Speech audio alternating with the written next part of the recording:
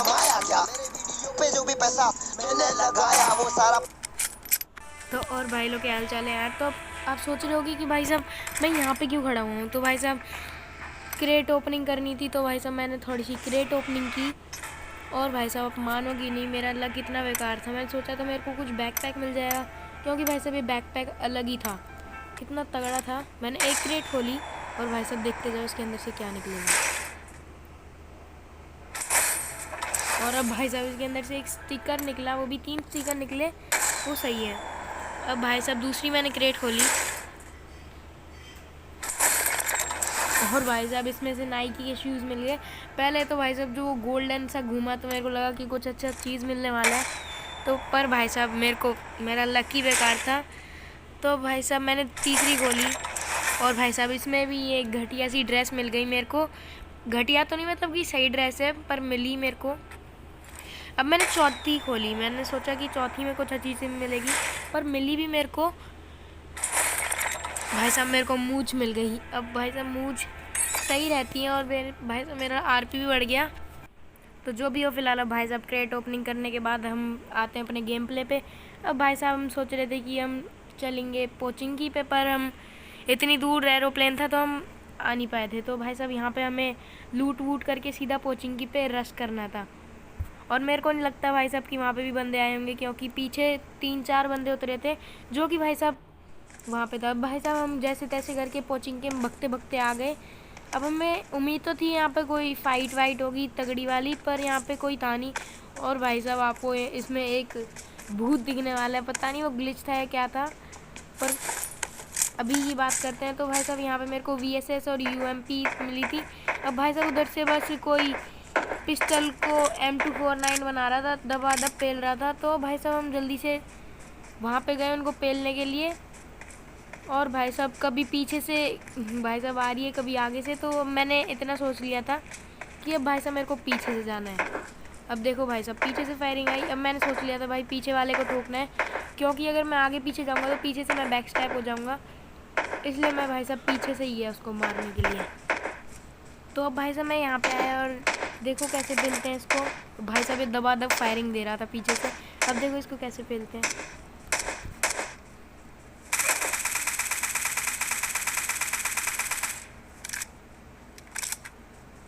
तो अब भाई साहब इसको पेलने के बाद सामने की तरफ मेरे को बंदा दिखाई दिया। अब भाई साहब मैंने सोचा इसके साथ थोड़े से मज़े लेते हैं, हेडशॉट मारूंगा तो मेरी परसेंटेज भी बढ़ेगी। तभी भाई साहब पीछे फायरिंग आई। और अब भाई साहब इस बॉट को भी पेलने के बाद अब मैंने सोचा इसके साथ मज़े लेते हैं। और अब भाई साहब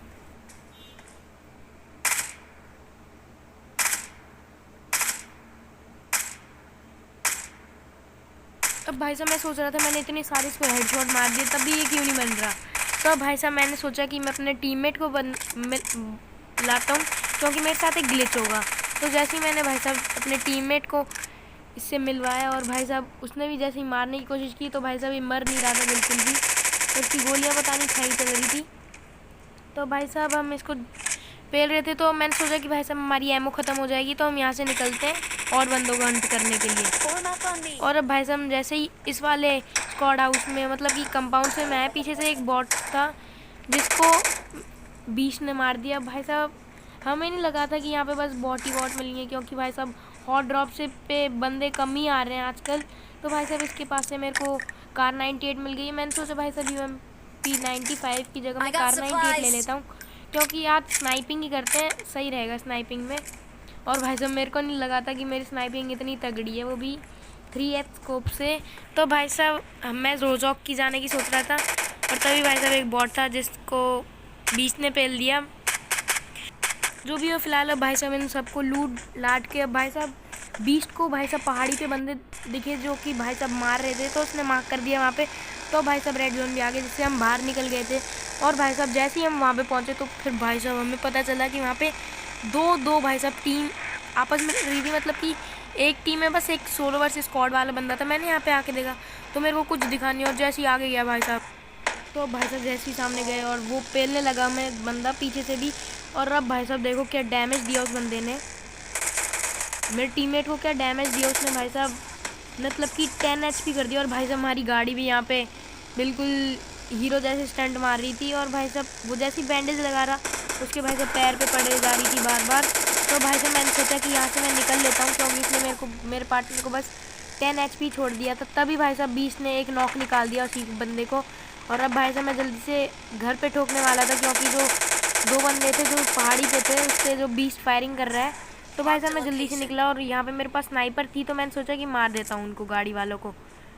और अब भाई साहब उनका एक नॉक निकाल दिया था और एक ही बचा हुआ था। तो भाई साहब मैंने सोचा कि एक को मैं नॉक कर देता हूँ। और भाई साहब क्या शॉट मारा, अब देखना। तो अब भाई साहब ऐसा तगड़ा शॉट मारा, वो भी 3x स्कोप से। इसके लिए तो भाई साहब लाइक तो बनता है और सब्सक्राइब भी बनता है।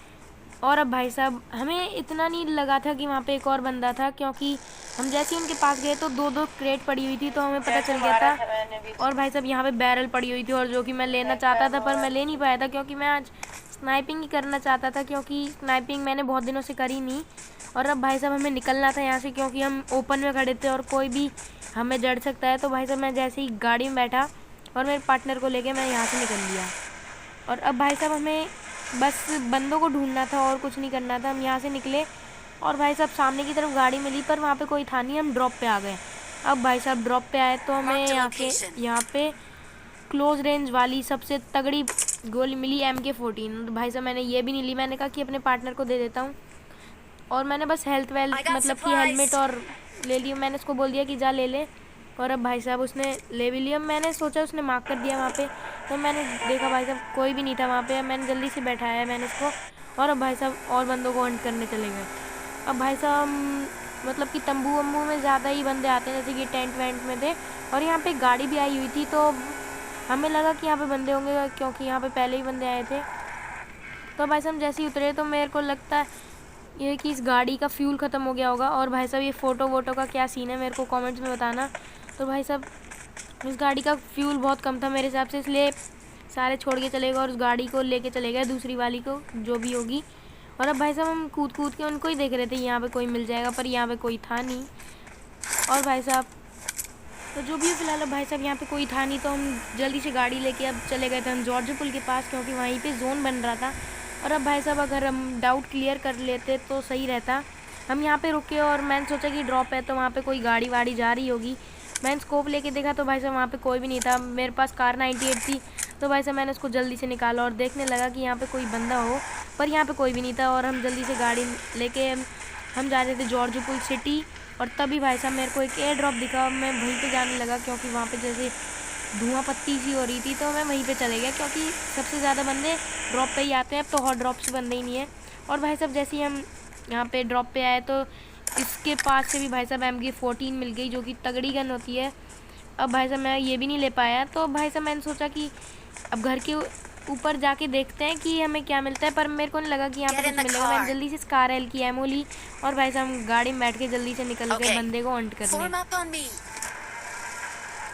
तो भाई साहब हम जैसे भी करके हम बंदों को ढूंढ रहे थे, पर हमें कोई मिल नहीं रहा था। तो भाई साहब हमें बस एक कंपाउंड पकड़ना था और वहाँ से बस स्नाइपिंग करनी थी।